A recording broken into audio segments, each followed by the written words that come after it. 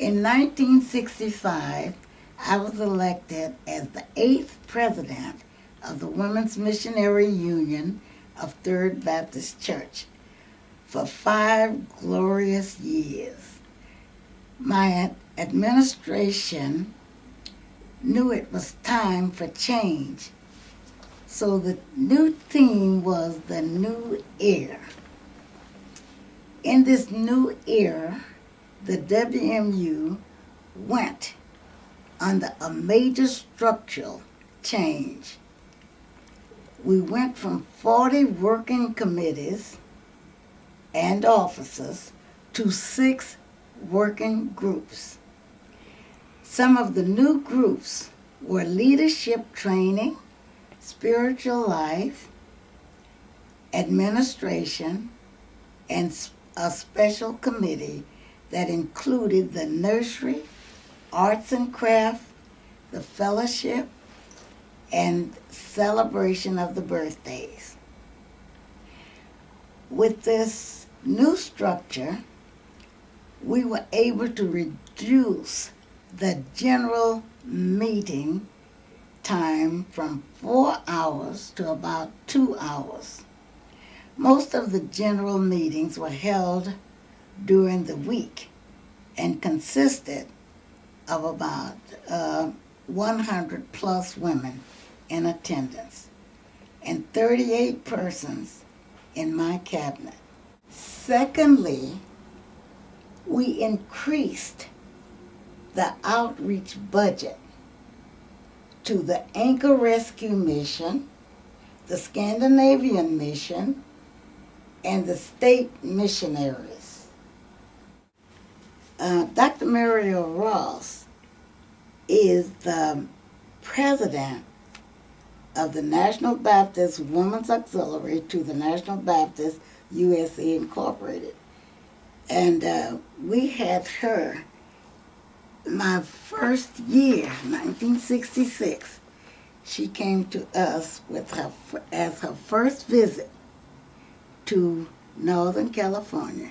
She came as the speaker for our pastor's 35th anniversary. And while she was here, we had her for 1 week to do workshops, training, and so forth for the WMU, and visit our other conventions and our other auxiliaries and conventions, including the American Baptist Women of the Golden Gate Association. And she was just an excellent asset to the women. The calendar tea was our second fundraiser for 1968. And Mrs. Capitaine and Beatrice Sims were the chairs for this calendar tea, but each circle had a month, and that table was decorated, and all of their guests was around the tables and some special seating. And the theme was climbing Jacob's ladder. All of the guests, the church was, you're talking about a full auditorium at 3rd Baptist Church. It was filled with guests and women. This was a beautiful program where you took step by step climbing Jacob's ladder from January through December. That was in 1969, the Day of Awakening, which was the unveiling of the WMU's history, the pioneers of the early 30s. We honored the following women: Miss Cordelia Clifton, who was our first president of the Women's Society, and the second president was Florence Faggett. And then these other women, Marion Johnson, Mother Mary Stevens, Mother Anderson, and Sister Roan, all of us knew her, and Beatrice Brown. The joy of my life to see, or try to see, that my pastor, F.D. Haynes the greatest desire was to have 3rd Baptist name on a cabin in Africa. So the theme for our last program was Build That Cabin.